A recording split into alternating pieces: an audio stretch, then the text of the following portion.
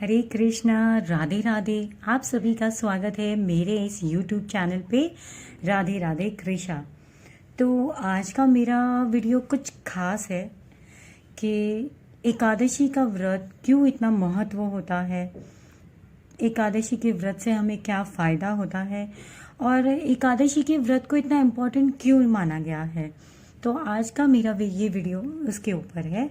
तो चलिए आइए सुनते हैं एकादशी के बारे में। सब्सक्राइब करें मेरे चैनल को राधे राधे कृष्णा और बेल आइकॉन को टैप करें मेरा वीडियो सबसे पहले देखने के लिए। साथ ही लाइक कीजिए और शेयर कीजिए मेरे वीडियो को। आज हम बात करेंगे एकादशी क्यों इतना महत्व है। तो एकादशी की महत्व में 3 विशेष पॉइंट है, 3 इम्पॉर्टेंट पॉइंट्स है। तो इम्पॉर्टेंट पॉइंट्स क्या है? सबसे पहले नाम जाप। एकादशी व्रत करते समय हमें, एकादशी व्रत हो या व्रत ना भी हो, प्रभु का नाम जाप, हरि का नाम जाप हमें ज़रूर करना चाहिए। हरि का नाम जाप का जो महामंत्र जाप है, हरे कृष्ण का जाप, हरे कृष्णा कृष्ण कृष्ण हरे हरे, हरे रामा राम रामा हरे हरे। तो सबसे पहले विशेष पॉइंट में आता है हमें नाम जाप करना है। सेकंड पॉइंट आता है तुलसी माला। आपने सुना ही होगा प्रियाय तुलसी कृष्णाय। आपने सुना ही होगा कृष्ण जी को तुलसी जी बहुत ही प्रिय है। तो हमें तुलसी माला से उनका हरे कृष्ण की माला जाप करनी है। हमें तुलसी माला स्वयं ग्रहण करना है। माना जाता है कि हम तुलसी माला पहनते हैं ना, तो हमारे बॉडी पे एक अलग सी पॉजिटिविटी आती है, एक बोले ना एक अलग सी वाइब्रेशन आती है और हम बोले ना स्वच्छ भी माने जाते हैं, हम वैकुंठ वाले माने जाते हैं, हम कृष्ण भक्त माने जाते हैं। जैसे मरने पे होते हैं ना, डिवाइड होता है कि जब यम लोग से लेने आते हैं तो तुलसी माला देख के हमें नहीं लेते, हमें वैकुंठ धाम से लेने आते हैं कि नहीं ये हम कृष्ण के भक्त हैं। तो इसी तरह से हमें तुलसी माला पहननी है, तुलसी माला से जाप करना है प्रभु का। जाप करने के बाद हमें तुलसी पत्ते श्री प्रभु को अर्पण करने भी है और भोग में भी देने हैं। आप कोई भी भोग लगाइए भगवान को बिना प्याज लहसुन का। आप जो भी भगवान के लिए, मतलब आप खुद जो स्वयं खाते पीते हो, तो 2 सेकेंड आप प्रभु के सामने रख दीजिए, एक तुलसी पत्ता रख के।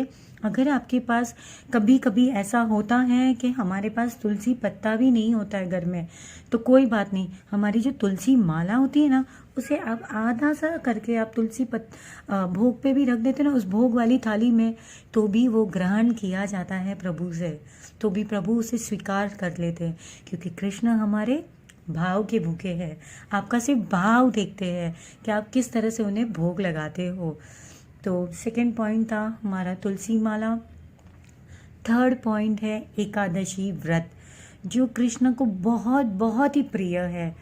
हमें ये एकादशी का व्रत ज़रूर करना चाहिए। मेरे सारे कृष्ण फैमिली, मैं आप सभी से रिक्वेस्ट करती हूँ, और मुझे ये जान के भी बहुत खुशी हो रही है कि जो लोग कृष्ण की भक्ति नहीं करते थे, जो व्रत नहीं करते थे, वो मेरे इस फैमिली के वीडियो देख देख के उसे स्टार्ट कर लिया है। उन सबको मैं बहुत बहुत थैंक यू बोलती हूँ कि उन्होंने कृष्ण की भक्ति प्राप्त की है, और कृष्ण की भक्ति प्राप्त होना मतलब सौभाग्य होता है, और इसका फल आपको ज़रूर मिलेगा। आप पेशेंस रखिए, आपको इसका फल ज़रूर मिलेगा। तो ये 3 महत्व पॉइंट है, एकादशी का महत्व पॉइंट है, तो ये ज़रूर से आपको करना है। अगर आप हर समय नहीं कर सकते हो तो एटलीस्ट महीने में 2 एकादशी आती है, तब तो आप ज़रूर कीजिए। तो जैसे मैंने कहा है, एकादशी का व्रत हम करते हैं, वो ना ही हमारी बॉडी में बहुत अच्छा होता है, बल्कि वो फ़ायदेमंद होता है हमारी बॉडी के लिए। जैसे हम कहते हैं ना, हम सारा दिन तो यूं ही चढ़ते रहते, कुछ ना कुछ खाते ही रहते, बट व्रत करने से हमारे बॉडी को एक ब्रेक मिलता है, हमारे बॉडी की शुद्धि होती है। और अगर आप भागवत गीता पढ़ोगे ना, तो भागवत गीता में 3 चीज़ें बताई गई है। क्या 3 चीज़ें हैं? भागवत गीता में 3 चीज़ें ये कही गई है कि आपको यज्ञ करना चाहिए, आपको दान करना चाहिए और आपको तप करना चाहिए। हर एक मनुष्य जन्म, जिन्हें ये मनुष्य जन्म मिला है, इन्हें ये 3 चीज़ें ज़रूर करनी चाहिए। यज्ञ, जो हम रोज़ नहीं कर सकते, हम कभी कभी कोई हवन कर लेते हैं, तो जो रोज़ यज्ञ नहीं होता है हमसे, तो हम जाप माला कर सकते हैं। एक जाप माला एक यज्ञ के बराबर होता है। तो ये यज्ञ क्या हो गया? दान। हमें अपने समर्थ के अनुसार दान करना चाहिए, और दान भी उस लोगों को करना चाहिए जिसे ज़रूरत हो, ज़रूरतमंदों को दान करना चाहिए। और तीसरा हुआ तप। तप में आता है एकादशी का व्रत। तो भागवत गीता भी कहती है कि हमें तप करना चाहिए, हमें अपने बॉडी के लिए तप करना चाहिए। वो बहुत अच्छा होता है, हमारी बॉडी, हमारे स्टमक को शुद्धि करता है। और तप करने से एक और फायदा होता है, श्री कृष्ण प्रसन्न होते हैं, ठाकुर जी स्वयं प्रसन्न होते हैं। आज अगर हमें कोई भी चीज़ बहुत प्यारी होती है और हम कहते हैं कि नहीं मुझे ये लेना ही है, हम कैसे भी करके उसे लेने की कोशिश करते हैं, तो ये कोशिश हम क्यों नहीं कृष्ण के लिए करें कि नहीं हमें कृष्ण की भक्ति चाहिए ही, हम उसके लिए कुछ भी कर सकते हैं। ये चीज़ आ जाएगी ना हमारे अंदर, तो हमारी लाइफ है ना चेंज हो जाएगी, बहुत ही चेंज हो जाएगी। जैसे हम अपने किसी भी क्लोज रिलेशन के लिए, जैसे माँ है, पिताजी है, भाई है, बहन है, उसकी कुछ भी उनके लिए लेने के लिए, हम गिफ्ट लेने के लिए कोई भी प्यारी सी चीज़ ढूंढते रहते हैं कि हम ये ले लेवे, हम साड़ी गिफ्ट कर देवे तो माँ को कितना अच्छा लगेगा। तो उसी तरह अगर हम कृष्ण के लिए इतना भी सोचते हैं ना, तो कृष्ण स्वयं प्रसन्न हो जाते हैं, क्योंकि कृष्ण भाव के भूखे हैं, वो तो भक्तों का प्यार देखते हैं।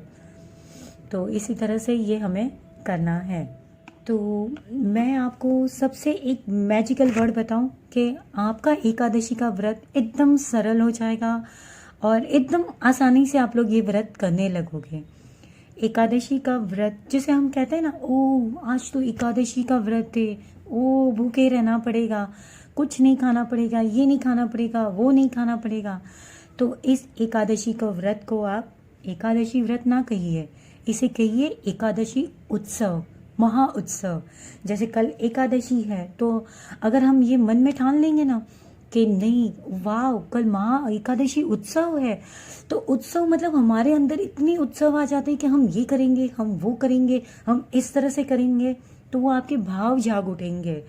जैसे दिवाली उत्सव होता है तो हम कितनी तैयारियां करते हैं, ये करना है, इस तरह से खाने बनाने, इस तरह से कपड़े करने हैं।